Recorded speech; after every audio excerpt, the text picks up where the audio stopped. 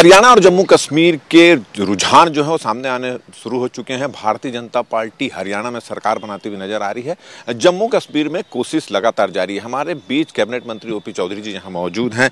बड़ा सुखद परिणाम सामने में आ रहा है। हरियाणा में तो सरकार बनाते नजर आ रहे हैं, जम्मू कश्मीर में थोड़ी सी कसक बाकी रह गई।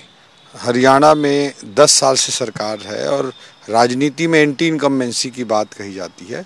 उसके बाद लगातार आप देखेंगे कि नरेंद्र मोदी जी के नेतृत्व में पिछले करीब 10 सालों से अधिक समय से भारतीय जनता पार्टी राजनीति में, भारतीय लोकतंत्र के भारतीय राजनीति में एंटी इनकम्बेंसी नहीं बल्कि प्रो इनकम्बेंसी का पर्याय बनती जा रही है।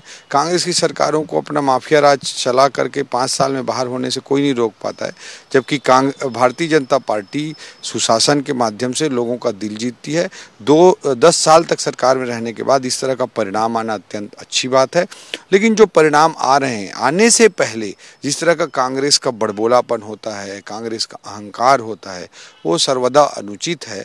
मैं यही कहना चाहूँगा, अंतिम परिणाम की हमको प्रतीक्षा करनी चाहिए। लेकिन जो भी ट्रेंड दिखाई दे रहा है, भारतीय जनता पार्टी को ये लोग अहंकार के मारे नेग्लेक्ट करने की कोशिश कर रहे थे हरियाणा में, और कांग्रेस के नेता वहाँ भरी सभाओं में दलितों का भी अपमान कर रहे थे। इस तरह की जो स्थितियां हैं, अहंकार की जो राजनीति है कांग्रेस की, वो शर्मनाक है।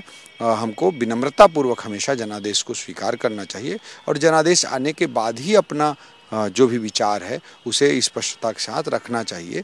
जहाँ तक कश्मीर की मैं बात करूँ, जम्मू क्षेत्र में भारतीय जनता पार्टी को अपार जन समर्थन प्राप्त हो रहा है, जो कि अत्यंत सुखद है।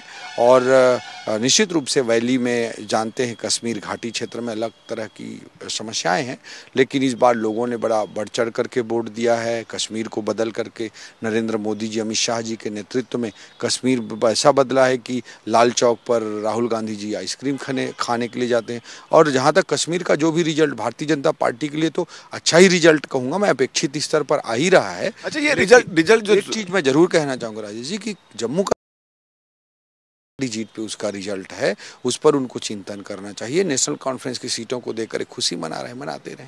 अच्छा, एक चीज़ है, जब भी रिजल्ट आया, जब तक कांग्रेस बढ़त पे थी हरियाणा में, तब तक कोई कमेंट्स नहीं आया था। जैसे ही आप लोग बढ़त पे आया और उसके बाद रिजल्ट आना शुरू हो गया, इलेक्शन कमीशन पर सवाल उठा दिया उन्होंने, ईवीएम पर सवाल उठाना शुरू कर दिया। इसको क्या कहेंगे? देखिए, मैं फिर से कहता हूँ कि कांग्रेस को किसी पर भरोसा नहीं है। ये परिवारवाद और चापलूसीवाद की राजनीति के कारण पूरी तरह से इनका दिलो दिमाग भारत देश की संस्थाओं से इनका आत्मविश्वास समाप्त हो गया है। और ये मैं बोलूँगा, नाच न जाने आंगन टेढ़ा जैसी बात है। जब ये जीतते हैं तो इलेक्शन कमीशन, ईवीएम सब सही, और हार होती है तो अनावश्यक अनर्गल आरोप लगाते हैं। अंतिम परिणाम आ जाए तब हमको कोई विश्लेषण करना चाहिए। मारे अहंकार के ये दलितों का अपमान करने लगते हैं, चुनाव से पहले ही मारे अहंकार के कुछ भी बोलने लगते हैं। इस तरह की राजनीति जो कांग्रेस ने भारत की राजनीति में जो परंपरा डाल रही है, वो अत्यंत दुर्भाग्यजनक। अब झारखंड की बारी है और महाराष्ट्र की बारी, उसमें किस तरह की रणनीति और उस पर क्या असर नजर आ रहा है? भारतीय जनता पार्टी हर चुनाव को अपना 100% दे करके लड़ती है। भारतीय जनता पार्टी का एक कार्यकर्ता अपनी पूरी ताकत लगा करके लड़ता है, और हमारे लिए देश प्रथम है। हमारी पार्टी दूसरे नंबर पर आती है।